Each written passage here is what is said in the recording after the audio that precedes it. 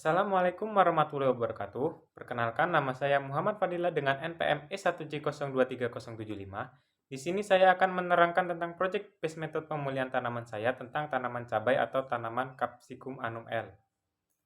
Tujuan pemulihan tanaman ini, saya ingin merakit varietas tanaman cabai yang tahan terhadap kondisi kering dan tahan terhadap serangan jamur antraksona. Yang selanjutnya yaitu alur pemulihan tanaman. Yang pertama yaitu koleksi plasma nutfah, yang kedua yaitu rekombinasi gen, yang ketiga seleksi, selanjutnya yaitu evaluasi, yang selanjutnya itu registrasi dan pelepasan varietas, dan yang terakhir yaitu perbanyakan dan penyebar luasan. Plasma nutfah adalah materi genetik yang dimiliki oleh suatu spesies tanaman dan sering disebut sebagai genpol. Koleksi plasma nutfah mencakup berbagai genotip yang dikumpulkan untuk keperluan penelitian atau pemulihan. Plasma nutfah dapat berbentuk biji maupun organ tanaman lain yang mampu tumbuh dan berkembang menjadi tanaman dewasa. Selanjutnya yaitu asal-usul tanaman cabai. Yang pertama yaitu Center of Origin. Center of Origin cabai berasal dari Amerika Tengah. Spesies ini diperkirakan berasal dari Meksiko, lalu menyebar ke Amerika Selatan dan Tengah, kemudian mencapai ke Eropa. Yang kedua yaitu Center of Diversity. Pusat keanekaragaman cabai dibudidayakan dianggap berada di Meksiko Tengah. Meksiko dianggap sebagai pusat keanekaragaman bentuk budidaya terbesar karena banyaknya kultivar berbeda yang ditemukan di sana. Yang ketiga yaitu gen bank. Dapat dilihat dari materi yang saya sampaikan adalah gen bank dari tanaman cabai di seluruh dunia. Yang selanjutnya yaitu plasma nutfah tanaman cabai. Dapat dilihat dari materi yang saya sampaikan, di sana terdapat beberapa varietas dari kerabat liar tanaman cabai dan beberapa varietas lokal tanaman cabai. Dapat dilihat ini adalah gambar-gambar cabai yang disebutkan di atas.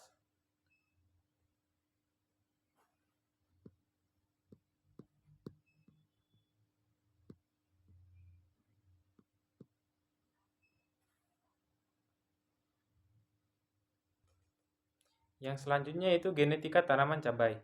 Kromosom tanaman cabai.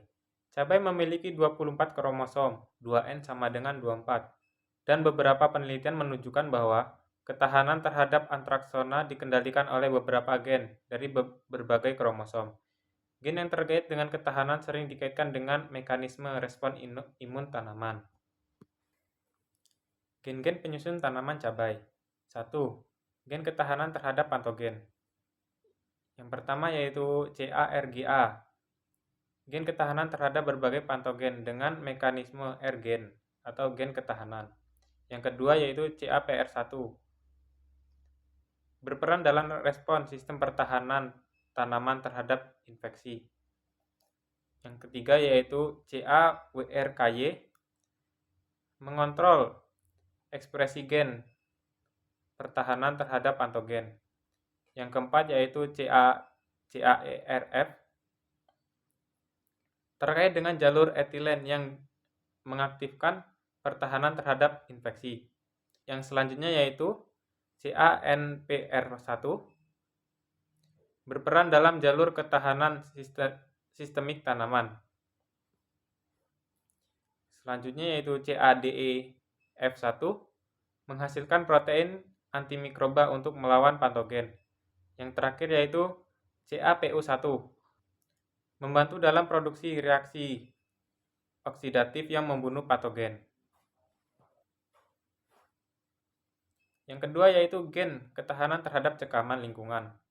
Yang pertama yaitu CAHSP70 berperan dalam perlindungan sel terhadap suhu tinggi dan stres panas. Yang kedua yaitu CADREB1 mengontrol respon tanaman terhadap cekaman, kekeringan, dan suhu rendah. Yang ketiga yaitu CANHX1 berperan dalam ketahanan terhadap sanitalitas tinggi dengan mengatur keseimbangan ion. Yang keempat yaitu CALEA melindungi sel dari kekeringan dan pembekuan. Yang selanjutnya yaitu CAMYB mengontrol ekspresi dalam respon terhadap stres lingkungan. Yang terakhir yaitu CABA1, berperan dalam jalur sinyal asam absisat atau ABA yang mengatur toleransi terhadap cekaman lingkungan. Selanjutnya yaitu struktur bunga pada tanaman cabai. Dapat dilihat pada gambar dengan keterangan sebagai berikut. A yaitu kelopak, B yaitu stigma, C adalah putik, D benang sari, E bakal buah, F dan kelik. Sistem penyerbukan tanaman cabai. Yang pertama, penyerbukan sendiri atau self-pollination. Penyerbukan utama pada tanaman cabai yang bersifat hemaprodit atau memiliki dua alat kelamin, yaitu jantan dan betina yang berfungsi penuh. Yang kedua yaitu penyerbukan silang atau cross-pollination. Penyerbukan ini dapat terjadi ketika serbuk sari bunga cabai jatuh pada kepala putik dari individu yang berbeda. Penyerbukan ini terjadi dibantu oleh angin atau serangga penyerbuk. Siklus pembungaan tanaman cabai. Yang pertama yaitu inisiasi bunga atau induksi generatif. Yang kedua yaitu diferensial atau pembentukan kuncup bunga. Yang ketiga, perkembangan kuncup dan pembentukan bunga. Yang keempat yaitu penyerbukan dan pembuahan. Yang selanjutnya yaitu proses penyerbukan pada tanaman cabai. Yang pertama, serbuk sari mendarat di kepala putik. Serbuk sari berkecambah dan membentuk tabung serbuk sari. Tabung serbuk sari menghubungkan kepala putik dengan ovarium. Sel sperma ditransmisikan melalui tabung serbuk sari ke ovarium. Pembuahan terjadi ketika sel sperma mencapai indung telur. Strategi persilangan. Yang pertama yaitu kastrasi. Yang kedua yaitu pemilihan waktu yang tepat. Yang ketiga yaitu hibridisasi. Yang selanjutnya yaitu mekanisme penghambat produksi seksual pada tanaman cabai. Yang pertama, ketidaksesuaian genetik atau self-incompatibility. Yang kedua yaitu steril jantan. Yang ketiga yaitu ketidaksesuaian morfologi. Yang keempat yaitu faktor lingkungan, seperti suhu ekstrim, kelembapan yang rendah, dan kekurangan nutrisi. Berikut ini salah satu penelitian tentang variabilitas genetik dan heritabilitas karakter komponen hasil 15 genotip cabai merah. Hasil pengamatan 15 genotip cabai merah generasi F8 menunjukkan variasi karakter seperti jumlah buah per tanaman, bobot buah per tanaman, panjang dan diameter buah, umur berbunga, tinggi tanaman, jumlah bunga per tanaman, serta umur panen. Hasil analisis menunjukkan bahwa jumlah bunga per tanaman berkisar antara 436 hingga 784 bunga, dengan perbedaan nyata pada taraf 5%. Bobot buah per tanaman juga bervariasi secara signifikan, di mana uji Snodgrass mengelompokkan genotip ke dalam 3 kategori rata-rata yang berbeda. Variasi ini menunjukkan adanya interaksi antara faktor genetik dan lingkungan. Variabilitas genetik dianalisis melalui perbandingan varian genetik dan standar deviasi, di mana karakter dengan nilai varian genetik lebih besar dari 2 kali standar deviasinya dianggap memiliki variabilitas yang luas. Beberapa karakter terbukti memiliki variabilitas genetik tinggi yang berpotensi dimanfaatkan dalam pemulihan untuk menghasilkan varietas unggul. Heritabilitas karakter juga menjadi fokus penelitian, di mana nilai heritabilitas tinggi menunjukkan bahwa karakter tersebut dapat diwariskan dengan baik, sehingga mendukung efisiensi pemulihan.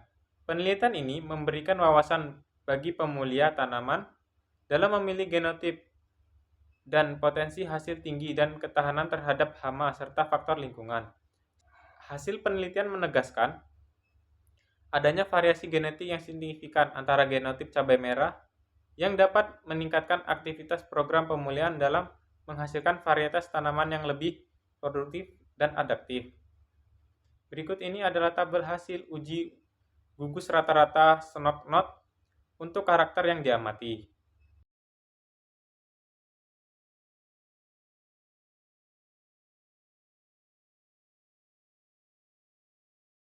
Kesimpulan, varietabilitas genetik yang luas terdapat pada karakteristik jumlah buah per tanaman, bobot per buah, panjang buah, diameter buah, dan umur berbunga.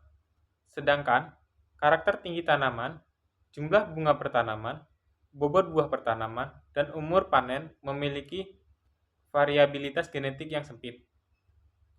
Nilai duga heritabilitas yang tinggi terdapat pada karakteristik jumlah buah per tanaman, bobot per buah, diameter buah, dan umur berbunga.